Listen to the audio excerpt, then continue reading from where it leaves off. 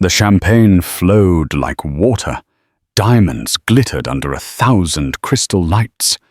But beneath the veneer of opulence, a storm was brewing. Elara, her hand resting on her swollen belly, endured the whispers and stares. She was the pregnant wife, a symbol of stability for a man like Damien Thorne. But then she appeared. Seraphina, the mistress, all sharp edges and cruel beauty. A sneer, a pointed remark about Elara's changing body, the glint of triumph in her eyes. But Seraphina's laughter would soon die in her throat. A fleeting glimpse, an accidental reveal.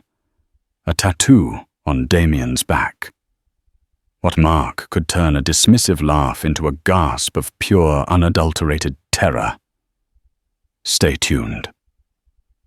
The annual Thorne Industries Charity Gala was less a night of philanthropy and more a parade of power, a carefully choreographed dance of influence and affluence. This year, it was held at the newly renovated Grand Ballroom of the St. Regis, a beacon of old-world luxury nestled in the heart of the city. Elara Vance, 8 months pregnant and draped in a custom-made midnight blue gown by a lesser-known but brilliant local designer, felt more like a prized exhibit than the wife of the titan hosting the event, Damien Thorne. Damian, her husband, the man whose name was a whispered incantation in boardrooms and a headline in financial journals. He was a whirlwind of ambition, charm, and an almost predatory grace. Tonight, he was in his element, navigating the glittering throngs with an easy smile that never quite reached his cool, assessing eyes. Elara watched him from a plush velvet armchair, tucked away in a slightly less crowded alcove, the weight of their unborn child, a constant heavy presence. Her fingers adorned with a simple gold band and a modest sapphire engagement ring, Damian preferred ostentation on his assets, not his wife's hands, or so he'd said, traced the gentle swell of her stomach. Stretch marks like silver tributaries mapped the journey of her pregnancy across her once smooth skin. She'd cried the first time she'd noticed them, a silly hormonal outburst. Damian had been dismissive. A small price for an heir, Elara. Don't be maudlin. His words, like many of his pronouncements, had been delivered with a detached finality that brooked no argument. Their marriage, now in its 3rd year, had begun as a whirlwind romance, or so Elara had believed.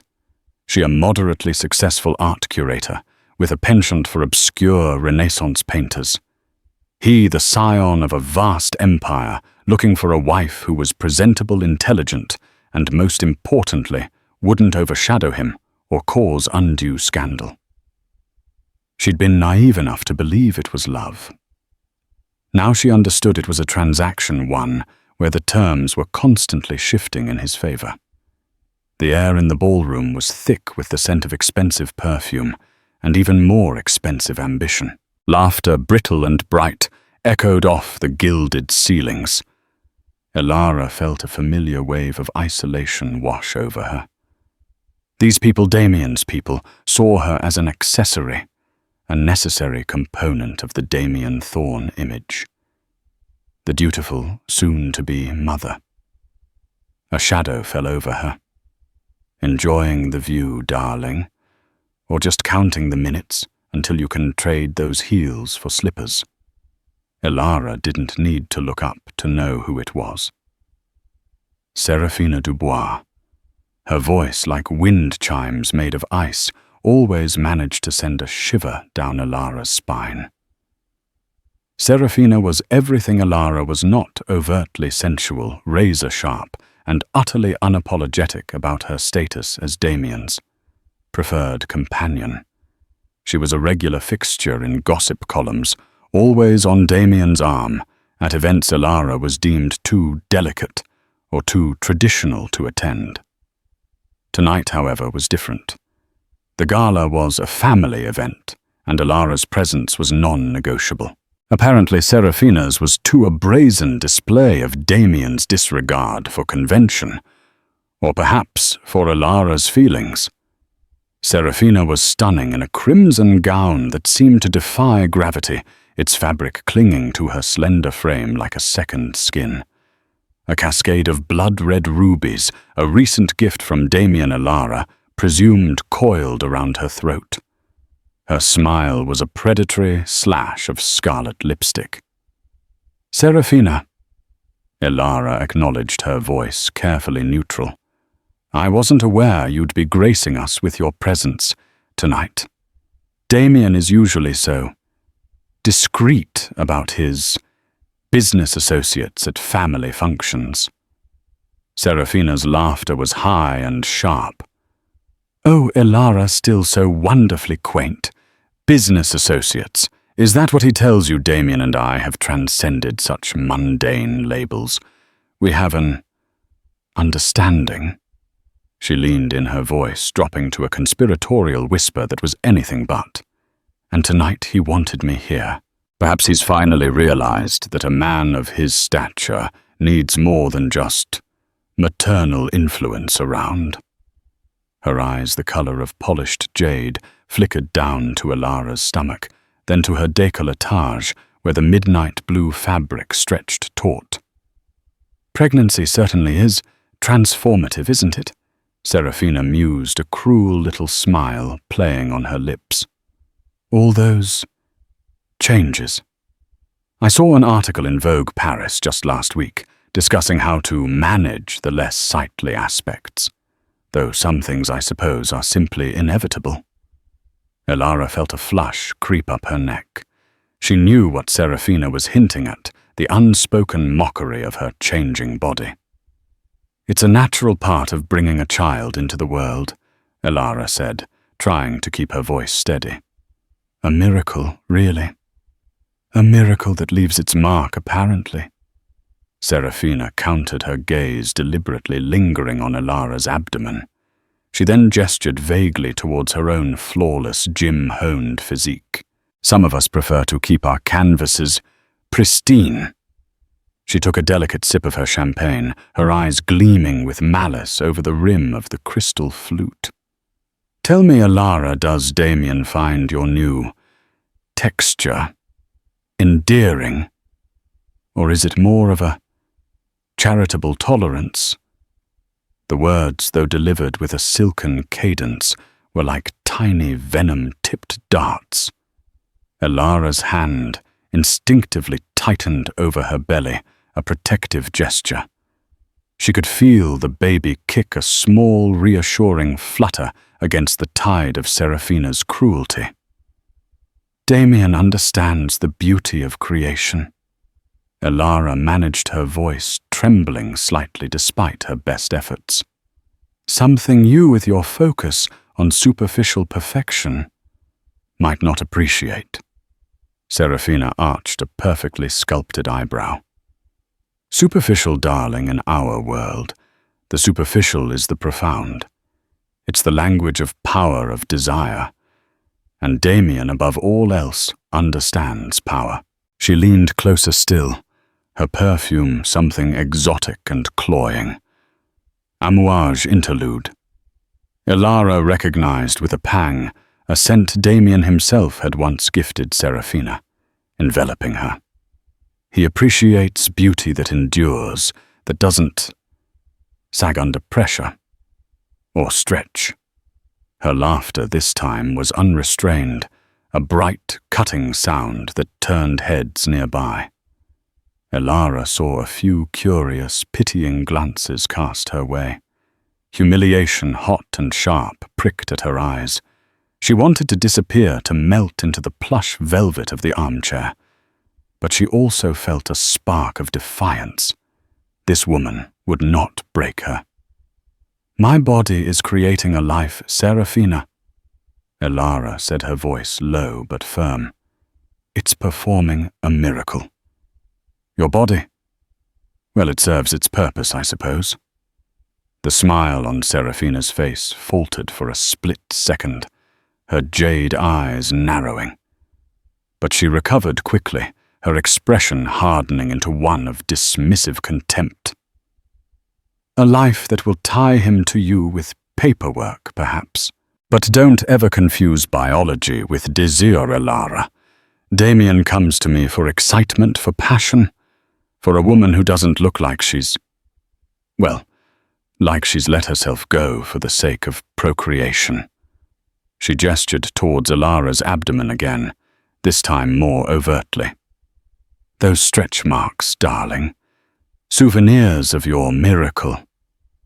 I wonder if he traces them with the same fondness he traces the curve of my spine. Elara flinched. The direct, brutal mention of her stretch marks, the very insecurity Seraphina had so expertly unearthed, felt like a physical blow. Tears threatened, but she blinked them back fiercely. She wouldn't give Seraphina the satisfaction. Before Elara could summon a retort, Damian materialized beside them, his presence an almost palpable force field.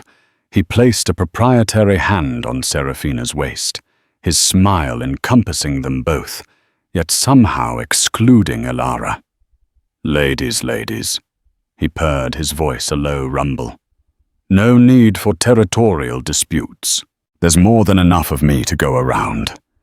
He winked, a gesture so crass, so utterly dismissive of Elara's feelings, that it stole her breath. Seraphina preened under his touch, leaning into him. Just a little friendly chat, Damian, darling. Elara was just telling me all about the joys of impending motherhood. Damian's gaze swept over Elara, cool and appraising. He noted her flushed face, the unshed tears shimmering in her eyes, but his expression remained unreadable. Yes, well, Elara is very dedicated to her projects. He squeezed Seraphina's waist. Now, Seraphina, Mr. Hashimoto is asking for you. Something about that gallery space in Tokyo you were interested in. Seraphina's eyes lit up. Ah, yes. Duty calls. She cast one last triumphant smirk at Elara. Do try to enjoy the rest of the evening, Elara, if you can. With a flick of her crimson gown, she was gone, gliding through the crowd like a queen parting the waves. Damian watched her go, a faint smile playing on his lips. Then he turned to Elara, his expression shifting to one of mild annoyance. Must you always be so sensitive, Elara? It was just a bit of harmless banter. Harmless? Elara's voice was barely a whisper. She was mocking me, Damian. Mocking our child, our marriage. He sighed, a sound of profound weariness that made Elara feel impossibly small. Seraphina is Seraphina. She's provocative. It's part of her charm. You need to develop a thicker skin. This world isn't for the faint of heart. He adjusted his bow tie, his reflection momentarily captured in the dark screen of his phone. Besides, she has a point. You've been rather emotional lately. Elara stared at him, a cold dread seeping into her heart. He wasn't just dismissing her feelings. He was siding with Seraphina. He was validating the cruelty. I'm carrying your child, Damian, she said, her voice quiet but intense. A little sensitivity from you wouldn't go amiss, and I provide you with a life most women can only dream of. He countered, his voice hardening. This is a partnership, Elara. You fulfill your role, I fulfill mine. Let's not complicate it with unnecessary dramatics. He glanced around the room. Now, if you'll excuse me, I have guests to entertain. Try to look pleasant. It's the least you can do. With that, he turned and walked away, leaving Elara alone once more, the chill of his words far colder than the air-conditioned ballroom. The laughter and chatter around her seemed to fade into a dull roar. Her hand went back to her belly, to the silver lines that Seraphina had so gleefully derided. They weren't just marks. They were a testament to her journey to the life growing within her. But in Damian's world, and by extension Seraphina's, they were just flaws, imperfections on an otherwise acceptable canvas. A wave of nausea entirely unrelated to her pregnancy washed over her. She needed air. She needed to escape the suffocating opulence and the casual cruelty of this gilded cage. As she slowly rose, her gaze inadvertently followed Damian. He was greeting a new arrival, a stern-faced man with an entourage. As Damian clapped the man on the shoulder, his suit jacket shifted. For a fleeting second, the pristine white of his custom-tailored shirt was visible just above the waistband of his trousers, near his lower back. Elara caught a glimpse of something dark against his skin. Ink. A tattoo. It was gone in an instant, hidden again as his jacket fell back into place. But the image, a flash of dark, intricate lines, seared itself into her mind. Damian had a tattoo. He who disdained any form of imperfection, who had once made a cutting remark about a society acquaintance's discreet wrist tattoo, calling it vulgar. It seemed impossible. What was it? And why had she? His wife never seen it. Their intimacy had waned significantly over the past year, becoming almost perfunctory. But surely she would have noticed. Or had he gotten it recently? A new unease, sharper and more defined than the dull ache of Seraphina's taunts, settled over Elara. Another secret in a marriage already riddled with them. This one, however, felt different. More personal. More hidden. She looked across the room where Seraphina was now charming Mr. Hashimoto, her laughter echoing confident and carefree. Little did Seraphina know, Elara thought with a sudden cold clarity that the canvas of the man she so coveted might not be as pristine as she believed. The thought brought a grim, fleeting satisfaction, but it was quickly overshadowed by a growing sense of foreboding. What secrets did Damien Thorne carry, etched not just in his ledger books, but on his very skin? The rest of the gala passed in a blur for Elara. Damian's dismissive words, Seraphina's venomous barbs, and the fleeting, shocking glimpse of ink on her husband's skin coalesced into a maelstrom of anxiety. She feigned a headache, a plausible excuse given her advanced pregnancy, and retreated from the glittering ballroom, seeking refuge in the quiet solitude of the presidential suite Damian had booked for their use during the event. The suite was an oasis of muted tones and understated luxury, a stark contrast to the ostentatious display downstairs. But even here, Elara couldn't escape the gnawing unease. Damian had always been a man of meticulous presentation. His suits were bespoke, his shirts crisply ironed, his skin unblemished, or so she had believed. A tattoo seemed utterly out of character, a discordant note in the carefully composed symphony of his public and private persona. Why had he never mentioned it? Where had he gotten it? And what did it depict? The questions circled in her mind, relentless and unanswerable. Their intimacy, once a tender exploration, had become a scheduled, almost sterile act. He usually showered and changed in his own dressing room, and their encounters were often in dim lighting, focused more on his needs than mutual discovery. It was entirely possible he could have concealed it, especially if it was on his lower back. The realization sent a fresh pang of alienation through her. The following days did little to dispel Elara's disquiet. Damian remained distant, absorbed in the aftermath of the gala, and a new aggressive acquisition his company was pursuing. He was a phantom in their sprawling penthouse apartment, leaving before she woke, returning long after she'd retired to their cold, cavernous bedroom. When they did interact, his demeanor was clipped impatient, as if her very presence, her burgeoning belly, was an unwelcome distraction. Seraphina, emboldened by her perceived victory at the gala, seemed to escalate her campaign of subtle psychological warfare. There were accidental calls to the penthouse landline, her throaty laughter echoing for a moment before she'd feign surprise at Elara answering. Flowers would arrive at Damian's office, ostentatious bouquets of exotic blooms Elara knew were Seraphina's signature, with cards pointedly left for Damian's secretary to misplace on his home desk. Anonymous gifts would sometimes appear for Elara too. A diet book for new mothers, a subscription to a magazine renowned for its articles on post-baby body restoration, even a sample of an expensive scar reduction cream with a note for those little imperfections. Elara knew Seraphina was behind them.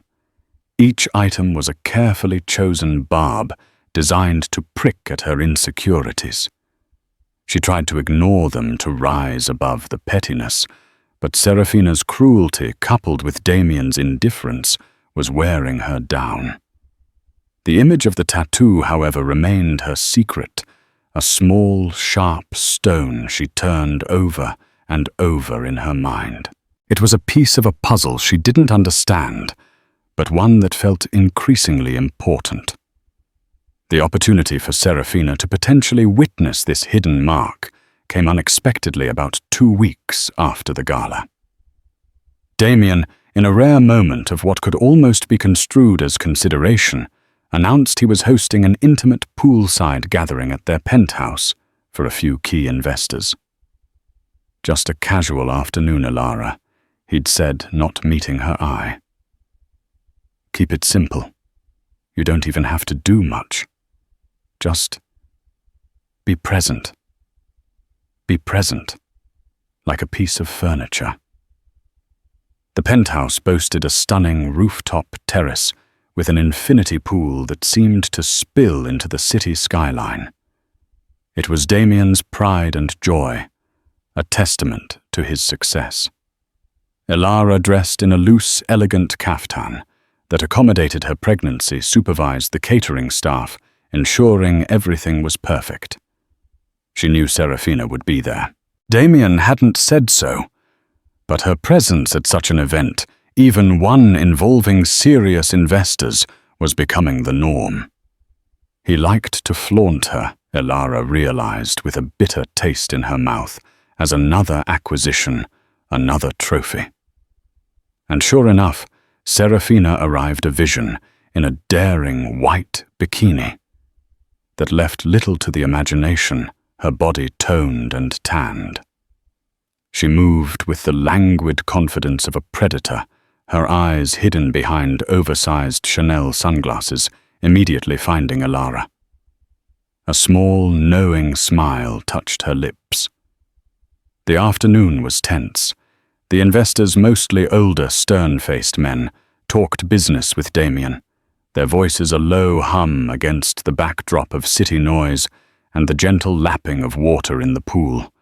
Seraphina, meanwhile, flitted between them, offering drinks, laughing at their jokes, occasionally casting a dismissive glance towards Elara, who sat quietly under a large sun umbrella nursing a glass of sparkling water. Damian, Elara noticed, was more relaxed than usual. He even indulged in a brief swim with one of the younger, more athletic investors. As he emerged from the pool water, sluicing down his muscular torso, Elara's breath caught. His swimming trunks sat low on his hips. If the tattoo was on his lower back, this would be the moment. She wasn't the only one watching. Seraphina, lounging on a nearby sunbed, had also turned her attention to Damian. Her gaze was hungry, possessive. As Damian reached for a towel, laughing at something the investor said, he turned slightly. Elara leaned forward, her heart pounding. There it was. For a fraction of a second, as the waistband of his trunks dipped slightly with his movement. She saw it again. The dark, intricate lines of ink. It was larger than she'd initially thought. Not a small, discreet design, but something substantial. But what was it? The glimpse was too brief, too obscured by the movement and the distance. Seraphina, however, was closer.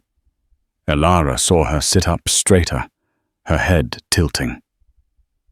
Did she see it too? Seraphina's sunglasses hid her eyes, but the sudden stillness in her posture was palpable. She had an almost preternatural ability to notice details, especially about Damian. Damian, oblivious, toweled himself off his back, largely to them as he spoke to the investor. The moment passed. He pulled on a linen shirt, and the secret was once again concealed. Seraphina slowly relaxed back onto her sunbed, but Elara could sense a change in her. There was a new intensity in her demeanor, a flicker of something that might have been curiosity, or something more. Later, as the investors began to depart, and Damian was escorting the last of them to the private elevator, Seraphina approached Elara. The usual mockery was absent from her voice. Instead, there was a strange, almost speculative tone. "Damian's in good shape, isn't he?" Seraphina commented idly, swirling the olive in her martini. "He takes care of himself. More than some people, at least." Her gaze flickered meaningfully towards Elara's kaftan. Elara ignored the jibe. "He always has?" "He has hidden depths too, I imagine." Seraphina continued, her voice smooth as silk. "Things even a wife might not know." Elara met her gaze. "And I imagine a mistress knows even less, despite her assumptions." A spark of the old fire returned to Seraphina's eyes. "Oh, I wouldn't be so sure, Elara. Damian and I share a great deal. Perhaps more than you could comprehend."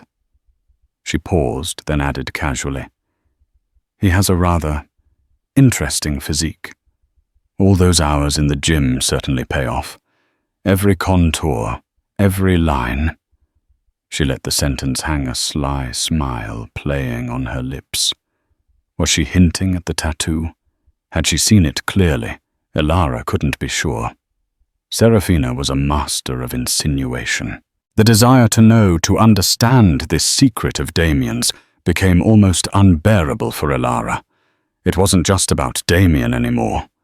It was about Seraphina's smug confidence, her assumption that she knew Damian better than Elara did. This tattoo, this hidden mark, felt like a piece of Damian that Seraphina hadn't yet claimed, hadn't yet dissected and catalogued. Over the next few days, Elara found herself observing Damian more closely than ever before. She looked for opportunities, for unguarded moments. But he remained elusive, always dressed, always distant. The tattoo remained his secret and her obsession. Seraphina, too, seemed to be on a subtle quest. Elara noticed her paying more attention to Damian's physical movements whenever he was shirtless, or when his clothing might shift. Once during a weekend brunch at their Hamptons estate, Damian had been changing out of a damp polo shirt after an impromptu game of tennis. Seraphina, who had coincidentally been passing by the open doorway of his changing room, had lingered for a moment too long, her gaze fixed on his back. Elara, watching from down the hallway, had seen the focused intensity in Seraphina's eyes. The Hamptons house offered more opportunities for casual states of undress. It was there a week later that Seraphina orchestrated her moment. Damian had decided on an early morning swim in the ocean, a rare indulgence. Elara, feeling an unusual surge of energy despite her pregnancy, had woken early and was sitting on the veranda reading when she saw him stride down to the private beach. He was alone. A few minutes later, Seraphina emerged from the guest wing, dressed in another scandalously small bikini, a towel slung over her shoulder. She exchanged a brief, almost conspiratorial glance with Elara, a look that said, "I'm going to get what I want," and then sauntered down the path towards the beach. Elara's heart began to race. This was it. Seraphina was going to see it. And Elara, for reasons she couldn't fully articulate, felt a desperate need to witness that moment. She rose, her book forgotten, and made her way as unobtrusively as possible to the edge of the veranda that overlooked the path to the beach and a section of the sand where Damian usually left his towel. She was partially concealed by a large potted palm, but her view was clear. Damian was already in the water, his powerful strokes taking him out beyond the gentle breakers. Seraphina reached the beach, laid out her towel a strategic distance from Damian's, and then instead of immediately entering the water, she began a series of slow, deliberate stretches her eyes, scanning the waves for Damian. He swam for a good 20 minutes, then turned and headed back to shore. He emerged from the surf, sleek and glistening droplets of water, clinging to his skin. He walked towards his towel, his back to Seraphina, who had now positioned herself as if idly sunbathing. Yet her head was angled perfectly to observe him. Damian reached his towel. He bent slightly to pick it up, and as he did, the waistband of his swim trunks slipped just enough. Elara watched, holding her breath. From her vantage point, she still couldn't make out the details of the tattoo, only its dark presence against his tanned skin. But Seraphina was much closer. Elara saw Seraphina's body go rigid. Even from a distance, the change was unmistakable. Her head, which had been artfully tilted, as if enjoying the sun, snapped fully towards Damian's back. Her hand, which had been trailing languidly in the sand, clenched. Damian, still unaware of the scrutiny, straightened up, wrapping the towel around his waist. He turned, saw Seraphina, and offered a casual wave. "Morning, Seraphina. Fancy a dip?" Seraphina didn't answer immediately. She was staring at him not with her usual seductive appraisal, but with an expression Elara had never seen on her face before. It was a look of profound shock mingled with something else, something that looked terrifyingly like dawning horror. Her perfectly applied lipstick seemed suddenly garish against the sudden pallor of her face. She scrambled to her feet, no longer the poised, confident seductress. Her movements were jerky, uncoordinated. "Seraphina." "Everything all right?" Damian asked, a slight frown creasing his brow as he noticed her odd behavior. She finally spoke, her voice hoarse, unrecognizable. "Damian, your back. What is that? On your back?" Damian looked momentarily confused. Then his expression cleared, replaced by something guarded, almost cold. "Just an old mark," he said dismissively. "Nothing for you to worry about." But Seraphina wasn't looking at his face. Her eyes were still fixed on the spot where the tattoo had been visible. Her Chanel sunglasses had slipped down her nose, revealing wide, terrified eyes. She took a stumbling step backward, her hand flying to her mouth. "No," she whispered, the sound barely audible to Elara, yet carrying an immense weight of dread. "It can't be. That symbol." Her laughter, the cruel, dismissive sound that had haunted Elara's thoughts, was entirely gone. In its place was a choked gasp. The mistress, who had laughed at a pregnant wife's stretch marks, was now staring at the tattoo on her lover's back, and what she saw had clearly, unequivocally terrified her.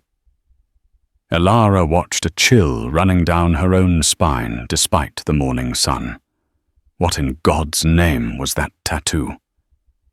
What symbol could elicit such a potent reaction from a woman as hardened and cynical as Seraphina Dubois? The game had just changed, and Elara had a terrifying feeling that the stakes were far higher than she could ever have imagined. Damian's casual dismissal did nothing to calm Seraphina. Her face, moments before a mask of confident allure, was now ashen.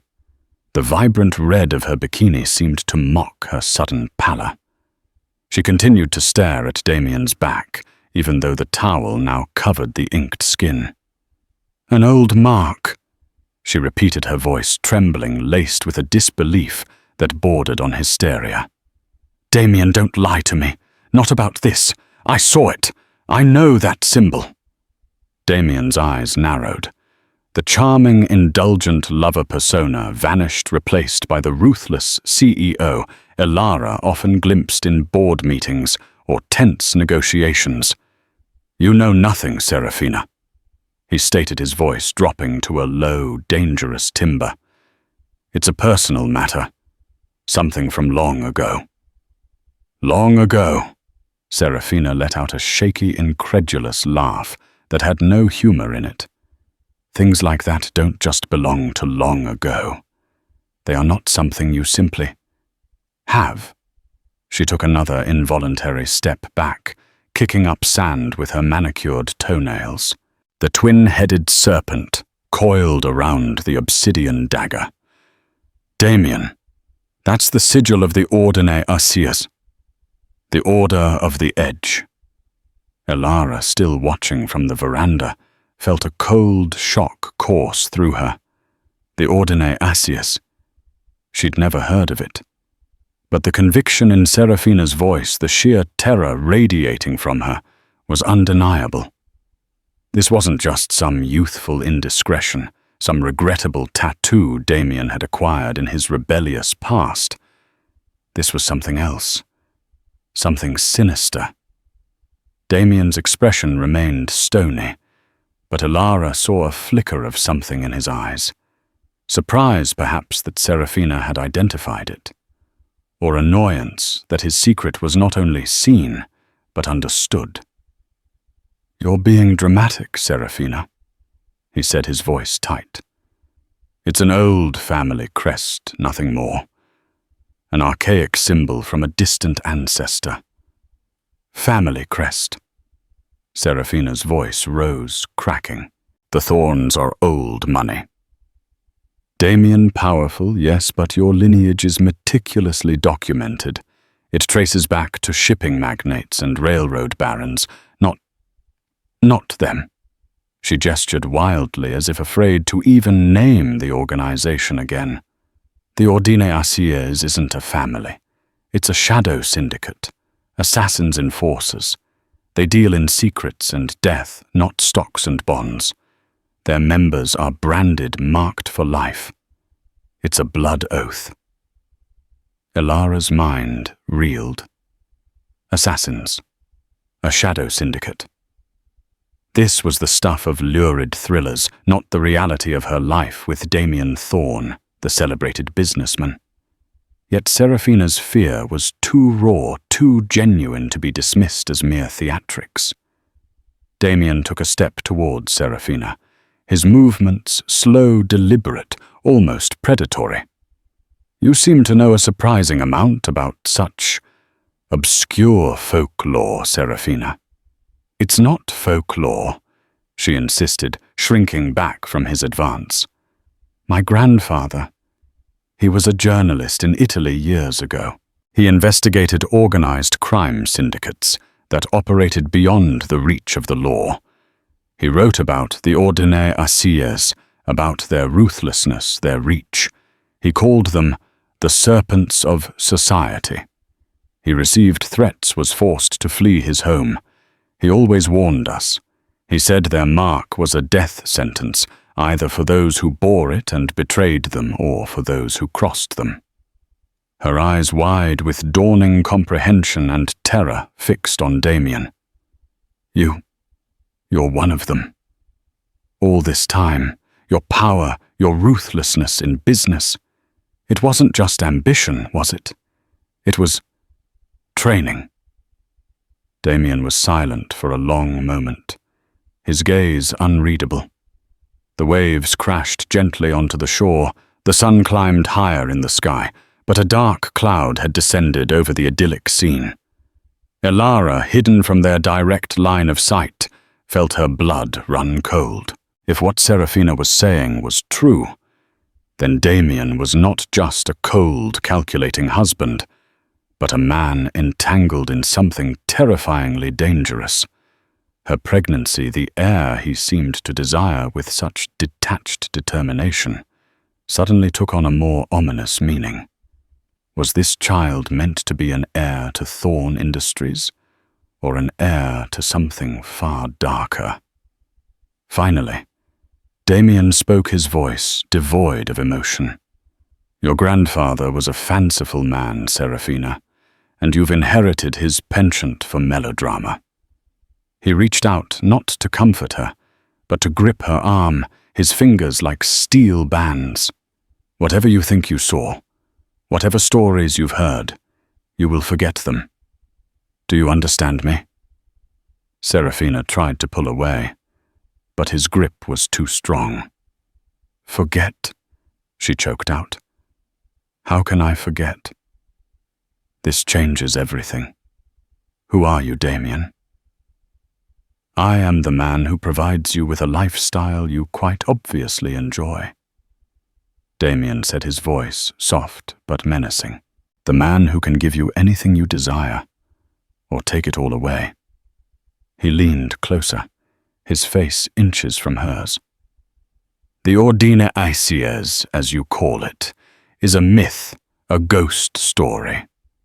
And you will treat it as such. You will never speak of this again.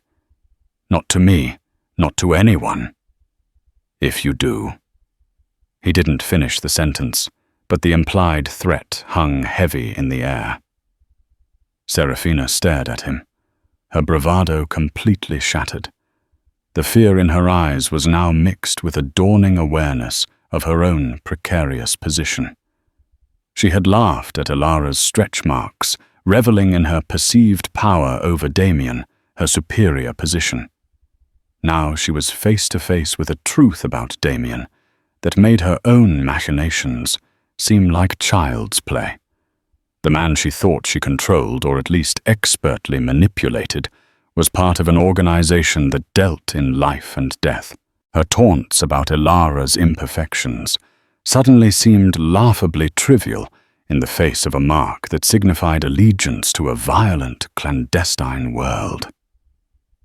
"Let go of me, Damian," she whispered, her voice barely audible. He held her gaze for another moment, then released her arm abruptly. Seraphina stumbled back, rubbing her wrist, her eyes never leaving his face. She looked like a trapped animal. "Go back to the house, Seraphina," Damian commanded, his tone leaving no room for argument. "Pack your things. My driver will take you back to the city. Your extended visit is over." Seraphina's jaw dropped. "You're sending me away?" Disbelief warred with fear in her expression. "Just like that? After everything? Just like that?" Damian confirmed, his expression implacable. "You've become a liability. You know too much, or at least you think you know too much.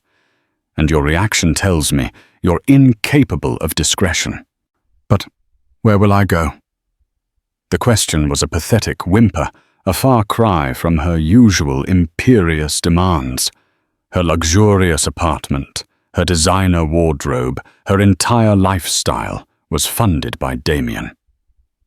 "That is no longer my concern," Damian said coldly.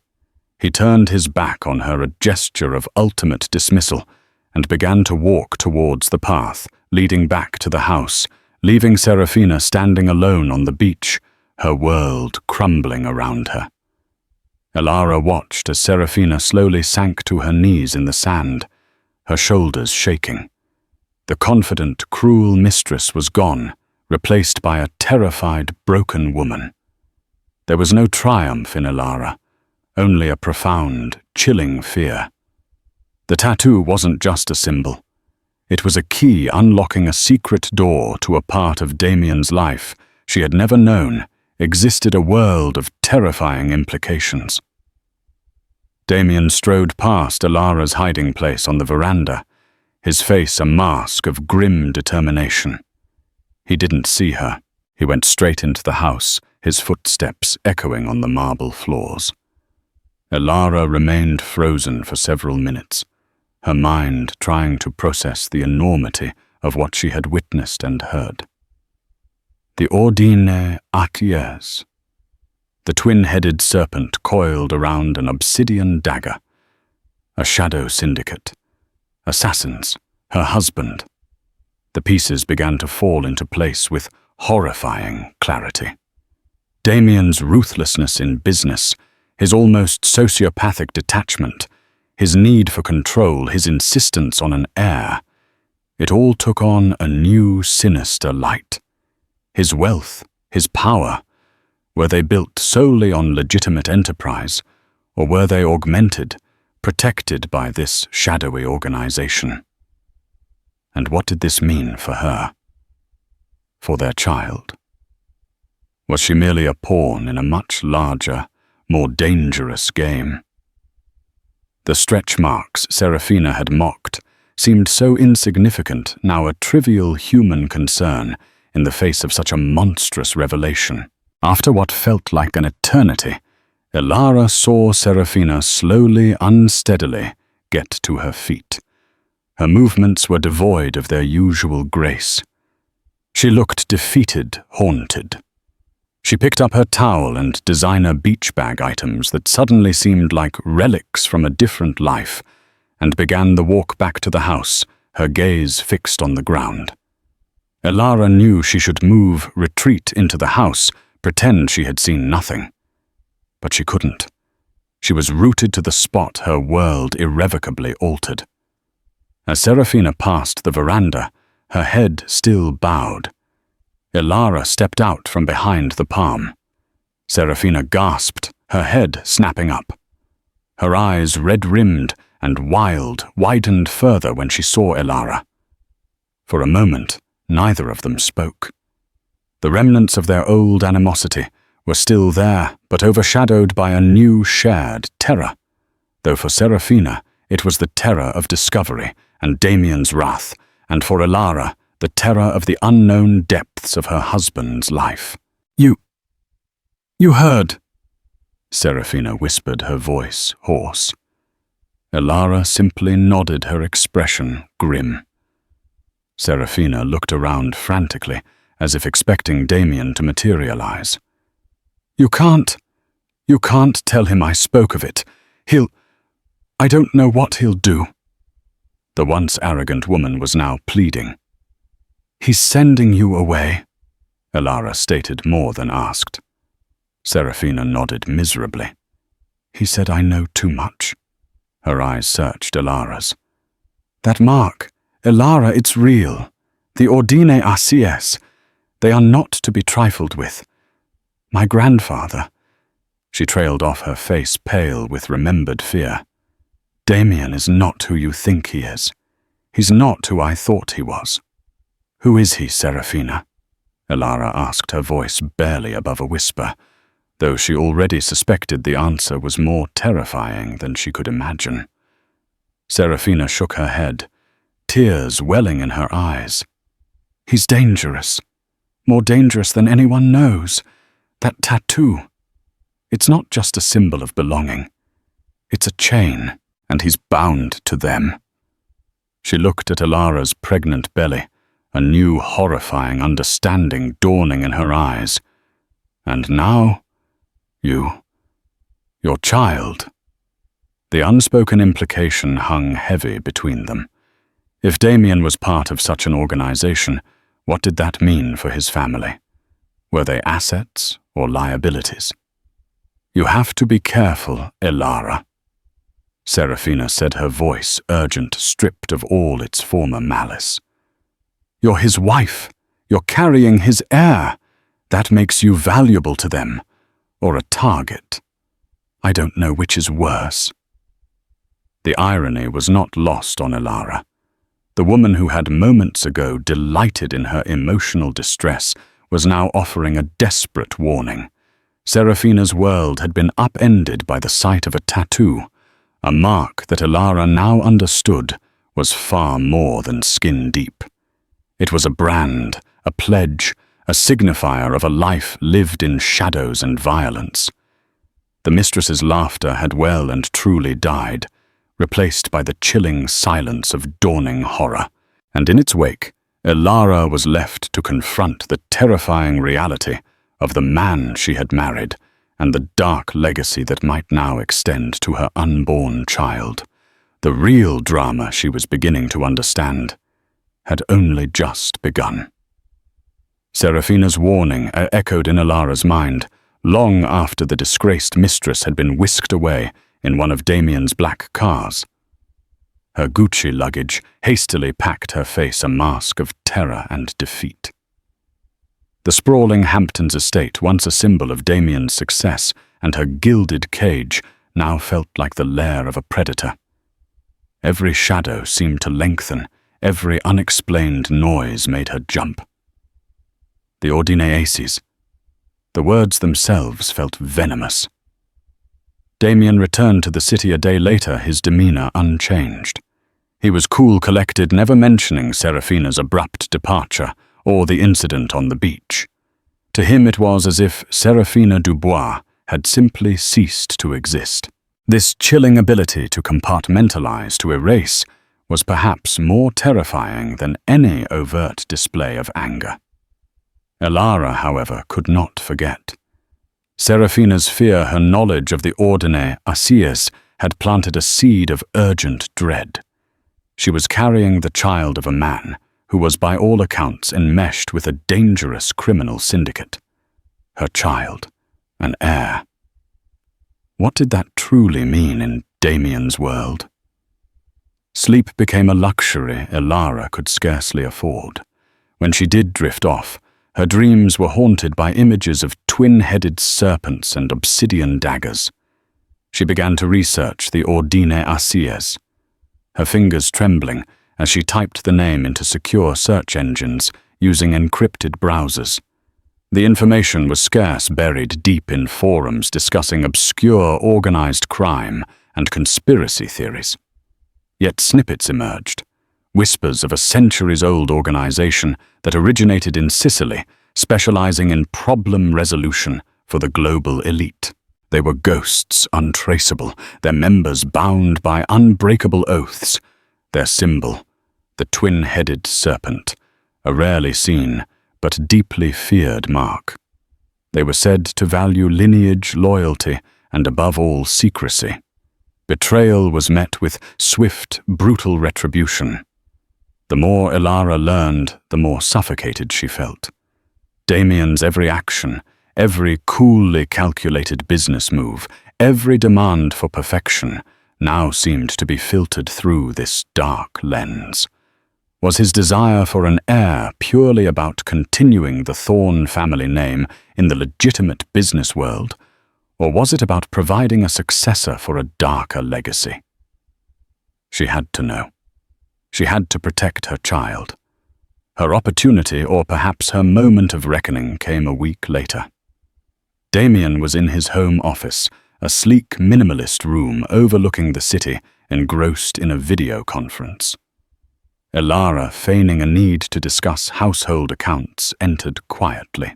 As she stood by his desk, her gaze fell upon a heavy antique letter opener he often toyed with. It was intricately carved, made of dark, polished wood, and inlaid with silver. She'd never paid it much mind before. But now, looking closely, she saw it. Faintly etched into the silver pommel, almost hidden by the ornate carvings, was a tiny, twin-headed serpent. Her blood ran cold. It wasn't just on his skin. It was here in their home, a subtle, constant reminder of his allegiance. Later that evening, after Damian had retired to his separate dressing room, Elara found herself drawn back to his office. The letter opener lay on his desk, innocent yet menacing. With trembling hands, she picked it up. The cool metal felt heavy, significant. She ran her thumb over the serpent symbol. A sudden idea, desperate and dangerous, formed in her mind. She needed leverage, She needed a way out for herself and her child. If Damian was bound to this order, perhaps the order itself held the key. Her research had hinted at the order's strict codes. While ruthless, they supposedly valued the sanctity of their members' direct lineage, especially firstborn heirs, provided certain conditions were met. But what were those conditions? And how could she possibly reach an organization so shrouded in secrecy? She thought back to Seraphina's terrified words. My grandfather. He investigated them. He called them the serpents of society. A journalist. Perhaps his archives, if they still existed, held more information, a contact, a weakness. It was a long shot, a wild gamble. But it was better than passively awaiting an unknown fate. Using her skills as a former art curator, accustomed to painstaking research, Elara began to dig into the life of Seraphina's grandfather, a once renowned Italian investigative journalist named Lorenzo Vieri. She discovered he had passed away years ago, but his work had been archived at a small university in Florence, known for its journalism program. The Vieri Collection. The next few days were a blur of clandestine activity. Elara, citing the need for a final pre-baby trip and a desire to see some Renaissance art, feigned a calm she didn't feel, and convinced a preoccupied Damian to let her travel to Florence for a few days with a hired obstetric nurse. He agreed surprisingly easily, perhaps seeing it as a way to keep her occupied and out of his way. He was preparing for a major international summit in Geneva, a critical meeting for Thorne Industries, and his attention was elsewhere. In Florence, Elara didn't go to the Uffizi. She went straight to the university archives. The Vieri collection was extensive, mostly undigitized. For 2 frantic days, surrounded by dusty boxes of notes, microfilms, and unpublished manuscripts, Elara searched. She found copious research on various criminal organizations, but the Ordine Assiers was mentioned only sparingly, always with a tone of fear and caution. Vieri had clearly hit a wall, or perhaps become too frightened to continue. Then, tucked away in a folder of miscellaneous contacts and cryptic notes, she found it. Not a direct address or phone number for the order, but a name, Nicodemus. Beside it, a drawing of a single, perfectly rendered iris flower, and a notation, the iris messenger. Only blooms for the worthy carries whispers to the serpents. Below that, a series of seemingly random numbers and a reference to a specific obscure public garden in Rome, the Giardino degli Aranci on Aventine Hill, known for its stunning views and its ancient orange trees. It felt like a scene from a spy novel, yet the meticulous nature of Vieri's notes gave it an unsettling ring of truth. Could this Nicodemus be a conduit, a go-between, for the Ordine Assies' time was running out? Damian would be in Geneva for another 3 days. Elara booked a flight to Rome, her heart pounding with a mixture of terror and resolve. She left the nurse in Florence with strict instructions and a fabricated itinerary. The Giardino degli Aranci was breathtakingly beautiful, offering a panoramic view of Rome. But Elara had no time for sightseeing. Following Vieri's cryptic instructions, she located a specific ancient stone bench near a gnarled orange tree. The numbers, she realized, corresponded to a date and time. Today at noon. She sat her hands clasped tightly over her belly, the antique letter opener from Damian's desk concealed in her purse. It was her only proof, her only potential offering. At precisely noon, an elderly man impeccably dressed in a simple dark suit approached her. He carried a single, freshly cut, dark purple iris. Nicodemus. "Signora Vance, I presume," he said, his voice soft, his eyes ancient and knowing. He didn't ask how she knew to be there or who she was. He simply knew. Elara nodded, her throat dry. "You are Nicodemus." "I am a humble gardener, Signora, and sometimes a messenger." He gestured to the bench. "You have something for me, or rather for those I occasionally speak with." Elara's hand trembled as she reached into her purse and produced the letter opener. She laid it on the bench between them. "My husband Damien Thorne. This belongs to him. His mark is on his skin." Nicodemus picked up the letter opener, his gaze examining the tiny serpent symbol on the pommel. He then looked at Elara, his eyes lingering for a moment on her pregnant form. "An heir is expected, I see. A direct continuation." "Yes," Elara whispered. "A son." She didn't know the gender, but it felt like the right thing to say, a strategic assertion. "The Ordine Assiers values its lineage," Nicodemus said, his voice still gentle, yet with an underlying steel. "They protect their own, but they also demand absolute loyalty, and they do not tolerate complications that might expose them." He looked directly at Elara. "What is it you seek, Signora Vance, and what are you prepared to offer?" This was it, her one chance. "I seek protection," Elara said, her voice gaining strength. "For my child, and for myself as his mother. Damian, his life is complicated. His recent actions, his association with a woman named Seraphina Dubois, who learned of his affiliation, have become reckless. He is drawing attention." She paused, choosing her words carefully. "I fear his ambition, his carelessness, may endanger not only his own standing within the order, but also the future of his lineage, the heir he so desperately wants." Nicodemus listened patiently, his expression unreadable. "You offer a warning, then? About your husband?" "I offer a commitment," Elara countered. "A commitment to raise his son, the Thorne heir, with an understanding of the traditions and discretion the Order values, to ensure the lineage remains strong and untainted by scandal.